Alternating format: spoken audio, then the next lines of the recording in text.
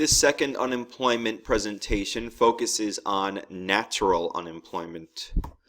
Natural unemployment always exists, even in a healthy economy.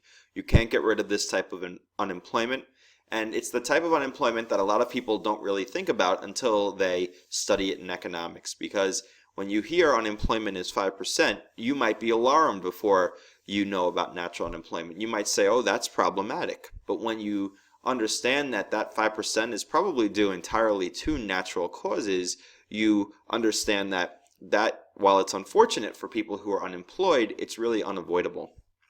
There are three major types. The first is frictional.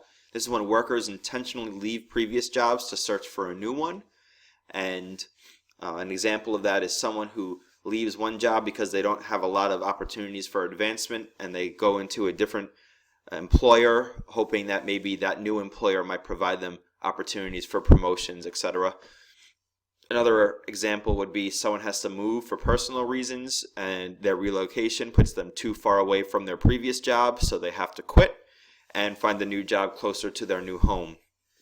Structural unemployment occurs because there's a skill mismatch, and that limits occupational mobility.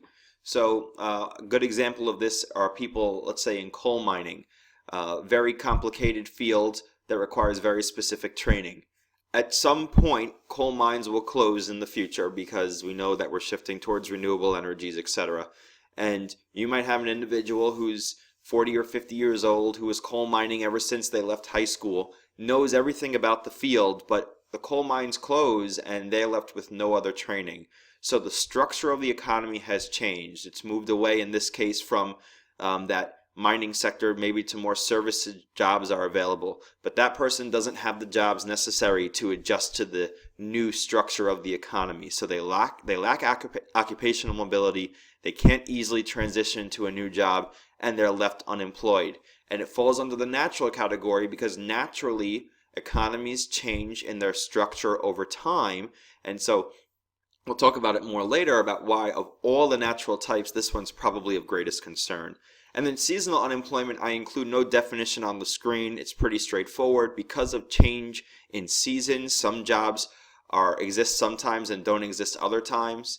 And don't just think that means lifeguard or ski instructor and think of seasons in like the sense of weather. But the most straightforward economic example is actually the holiday season. All the service jobs that open up during the holiday season will only last from, say, October, November, December, maybe a little bit in January, and then they're gone. That's a lot of seasonal employment. There are people who can count on that work year after year, but they also have to count on being unemployed for another 8 months out of the year. Sometimes that works well for people. Sometimes it's the only option they have. So how do we diagram natural unemployment? We start with our equilibrium of unemployment, our labor market, with our equilibrium wage and our QE representing the number of workers in the workforce, and we add a third curve called the labor force curve. And the labor force represents all of the people in a nation who theoretically could be part of the aggregate supply of labor. They could make themselves available to work. And then we see here are the people who are employed, and here is the total amount of people at this average wage. I go across. Here's the total amount of people that could be working at this wage. So this gap here is natural unemployment. And what accounts for that natural unemployment? Well, at any given moment, there is some seasonal, there is some frictional, and there is some structural, as well as some other unique situations that are natural. You can't avoid this type of unemployment. Sometimes in people's lives, they are not working for a particular reason. Usually it falls into one of those three categories. Don't think, by the way, that let's say we're someone who doesn't work because they're raising children or someone who doesn't work because they're in college are necessarily part of natural unemployment, because when they are doing those things, they are not part of LF either. They're not part of the labor force. So they really aren't part of natural unemployment because they aren't considered part of the total workforce to begin with. How do we address frictional unemployment? We could take a free market approach. We could reduce unemployment benefits, maybe in certain cases. Usually when people leave job willingly, they might not have unemployment to collect, but maybe, for example, the country provides health care for all of its citizens.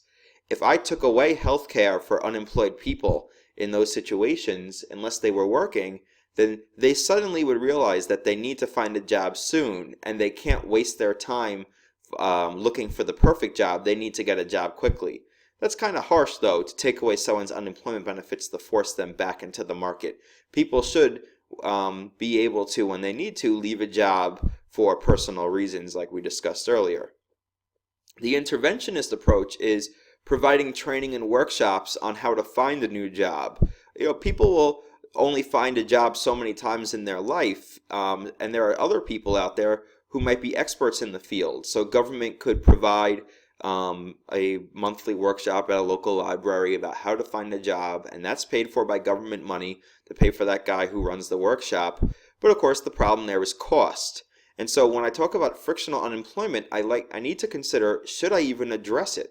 If this is unemployment that occurs naturally, and in some cases, many cases, willingly, because people need to move or people need to look for better opportunities, does the government need to go out of its way to address this type of unemployment?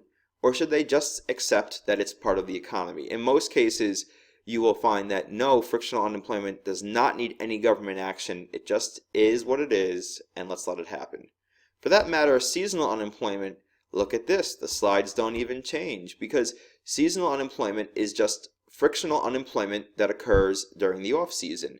It's the same thing, right? People, a lot of times it's willingly. People, they know the situation that they're in, and so they're out of a job for part of the year because that allows them to be eligible or able and available to work when their seasonal job comes back up. So the same solutions apply, but again, we can't change the seasons. We can't change the economic seasons either, such as the holiday season and all the spending associated with it.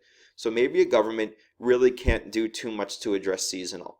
Although retail holiday employment, that's an interesting one, because a lot of people who take those jobs might be desperate. So maybe it would be nice for the government to find a way to force those people or to find those people other job opportunities. And structural unemployment is not the same slide. You'll notice that I changed the interventionist approach a little. I'll explain in a moment. The free market approach says reduce unemployment benefits. Now you have to explain it a little differently.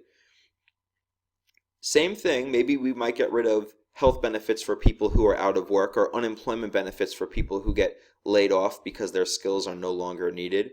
But the point here, as opposed to frictional and seasonal, we were taking away those benefits to force them to find another job. The difference here is structural, the person doesn't have a job because they lack skills. So in this case, you're taking away unemployment benefits to force the unemployed people to learn new skills to get a new job. You need to add that part about the skills because that is the essential part of structural unemployment. So I take away their unemployment benefits, it forces them to go back to college. Again, the evaluation, that's pretty harsh. An additional part of this evaluation, the negatives, is it's kind of hard to tell someone who's unemployed, go back to college and get the skills you need on your own, because college is very time consuming and it takes a lot of money. The interventionist approach calls on the government to provide training and workshops to help people acquire new skills, not to help them find a new job, but to provide them with the skills they are lacking. That can, of course, going to the evaluation, that's very costly, but providing, let's say, an apprenticeship program or maybe a vocational skills program that is very focused on new skill sets that people might need, while it is costly, it's kind of hard to imagine someone who, going back to my minor example, otherwise finding the skills they need to get a new job. So, must it be addressed? More so than frictional and seasonal, structural does need to be addressed, because people who lack the skills to find new jobs are really in a tough position. And if you don't help them out, they're going to be stuck in that position for a long time, and sometimes may be powerless to get out of it if they don't have the help. And I think for that reason, the interventionist approach, you probably could argue in favor of that pretty easily, because the structurally unemployed are severely disadvantaged, they lack the skills, and if they are perpetually unemployed, they might lack the money they need to gain new skills, and thus a good argument for the interventionist approach. Here we have an interesting diagram. It kind of wraps up the whole unemployment unit. let's say that we hear that unemployment in a country is 7%, right? This diagram shows some cyclical and some natural unemployment. Let me explain. So first focus on the black, the ADL, the ASL, the original equilibrium, right? And here's WE and QE. QE represents the number of people who are employed. Looking at the natural unemployment, this gap here from QE to Q is the natural unemployment. That is those people who are frictionally, structurally, and seasonally unemployed. And then on the left, this gap from Q1 to QE, this represents a degree of unemployment that exists because of a small economic downturn in the economy. Notice this is actually a shift. We talked about that in the last unemployment presentation. And so what we see is a little bit of cyclical unemployment and a little bit of natural unemployment. So maybe if there was 7% unemployment, maybe 4% of the total of the unemployment is caused by natural causes, and 3% of that unemployment is caused by cyclical causes, and that equals the total 7% of the unemployment going on in the economy. So what this is saying is when you hear that unemployment number, governments probably, they have to consider this, that is not entirely due to a recession, but it is in part due to a recession. And so one challenge that you need to identify is how much of it is really cyclical and how much of the unemployment is due to natural causes. Because how do I correct the cyclical? I use expansionary fiscal and monetary policy, assuming I'm a demand side economist. And how intense that policy is going to be might be based on what I assume this number is, this cyclical number is. So a little advanced concept there, ties together unemployment nicely. You probably can get away without knowing this diagram, but if you have a good understanding of natural and cyclical unemployment, this one will just make sense. So that wraps up unemployment, this individual presentation on natural unemployment, but this also is the second of two presentations on unemployment.